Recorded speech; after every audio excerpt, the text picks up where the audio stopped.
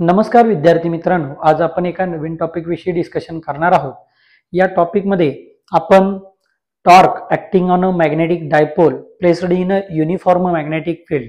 जर एखादा डायपोल आहे आणि तो जर डायपोल आपण युनिफॉर्म मॅग्नेटिक फील्ड मध्ये जर ठेवलेला असेल तर त्या केस मध्ये टॉर्क काय असेल आणि पोटेन्शियल एनर्जी काय असेल ते आज आपण कॅल्क्युलेट करणार आहोत।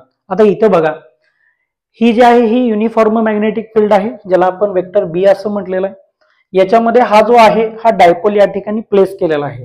डायपोलच्या या बाजूची जी स्ट्रेंथ आहे ती पोल स्ट्रेंथ आपण एम ने डिनोट करतो, या बाजूची जी पोल स्ट्रेंथ आहे तीही त्या ठिकाणी आपण एम ने डिनोट करतो। दोन डायपोल मधलं जे डिस्टन्स असतं ते डिस्टन्स असतं 2l एवढं, त्यामुळे हे जे डिस्टन्स आहे या ठिकाणी आपण 2l एवढं कन्सिडर केलेलं आहे। आता नंबर 1 आपण टॉर्क कॅल्क्युलेट करूया। आता टॉर्क म्हणजे आपल्याला माहिती आहे tau is equal to vector M cross vector B. आता हा जो एम आहे या एम लाच आपण मॅग्नेटिक डायपोल मोमेंट असं म्हणतो आणि त्या एम ची जी व्हॅल्यू आहे capital M is equal to काय असतं तर that is the product of, हा प्रोडक्ट आहे कोणाचा, वन ऑफ द पोल, दोघांपैकी कुठला तरी एक pole into distance between them, हे आपल्याला माहिती आहे। म्हणजे vector M cross vector B, या ठिकाणी क्रॉस प्रोडक्ट येत आहे म्हणजेच आपण हे असं लिहू शकतो एम बी साइन थिटा। हा जो आहे हा या ठिकाणी आपल्याला काय भेटला, टॉर्क इन केस ऑफ कुठं, जर एखादा मॅग्नेटिक डायपोल आपण युनिफॉर्म मॅग्नेटिक फील्ड मध्ये ठेवलेला असेल तर। आता नेक्स्ट आहे पोटेन्शियल एनर्जी। पोटेन्शियल एनर्जी जी आहे ती आपण यू न डिनोट करतो, ओके। आणि आपल्याला माहिती आहे की पोटेन्शियल एनर्जी म्हणजेच काय असतं तर वर्क डन असतं, आणि वर्क डन म्हणजे काय असतं तर फोर्स इनटू डिस्प्लेसमेंट आहे।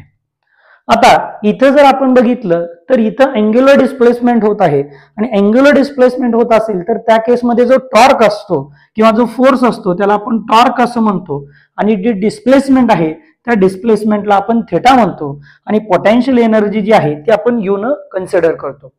समजा आता छोटीशी डिस्प्लेसमेंट झालेली असेल तर पोटेन्शियल एनर्जी छोटीशी असेल, टॉर्क इनटू या ठिकाणी आपल्याला काय म्हणता येईल डी थिटा असं म्हणता येईल।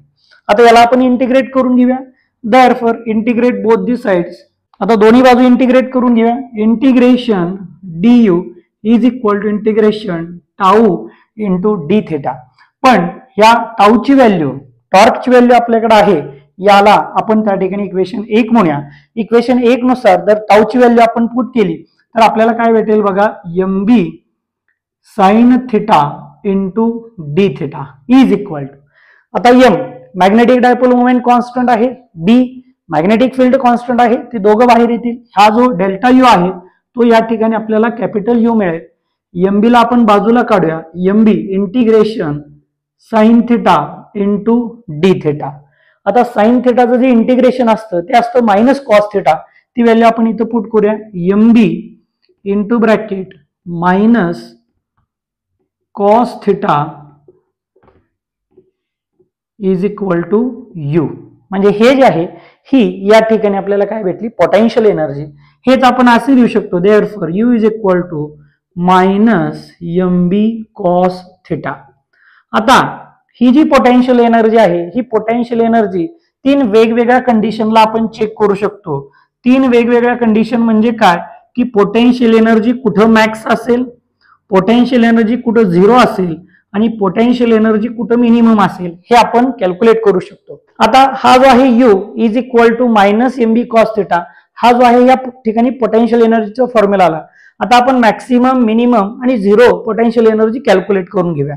आता बघा, जर मला मॅक्सिमम पोटेन्शियल एनर्जी जर पाहिजे असेल तर मला हे प्लस एम बी आलं पाहिजे। मिनिमम जर मला पाहिजे असेल म्हणजे थोडक्यात मी इथं म्हणतो +1, आणि मिनिमम असेल तर -1, आणि हे या ठिकाणी 0 भेटलं पाहिजे। मग आता इथं मी थिटा किती ठेवावा म्हणजे याचा आन्सर मला त्या ठिकाणी प्लस एम बी भेटेल। तर आपल्याला माहिती आहे की थिटा इज इक्वल टू जर मी 180 डिग्री पुट केला तर कॉस 180 डिग्रीची व्हॅल्यू -1 असेल, ते -1 आणि हे मायनस प्लस होईल, म्हणजेच u is equal to minus M B cos 180 degree is equal to minus M B cos 180 -1 म्हणजे प्लस एम बी।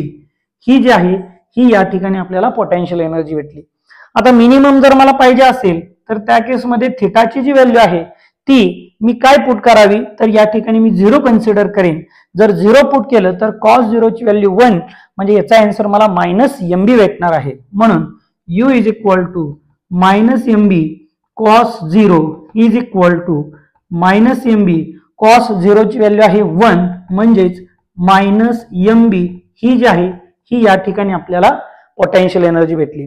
आता जर मला 0 पोटेन्शियल एनर्जी पाहिजे असेल तर साहजिकच आहे थिटा जो आहे तो या ठिकाणी मी किती पुट करणार आहे, 90 डिग्री. म्हणजेच u is equal to -mb cos 90 degree आणि cos 90 ची जी व्हॅल्यू असते ती असते 0. म्हणजेच इथं पोटेन्शियल एनर्जी आपल्याला किती भेटली, 0 भेटली. ओके, म्हणजे या ठिकाणी आपण टॉर्क कॅल्क्युलेट केलं, पोटेन्शियल एनर्जी कॅल्क्युलेट केली आणि पोटेन्शियल एनर्जीच्या वेगवेगळ्या 3 कंडिशन या ठिकाणी आपण बघितलेल्या आहेत. तर अशाच नवनवीन व्हिडिओसाठी आमच्या चॅनलला लाईक करा, शेअर करा आणि सबस्क्राईब करायला विसरू नका. धन्यवाद.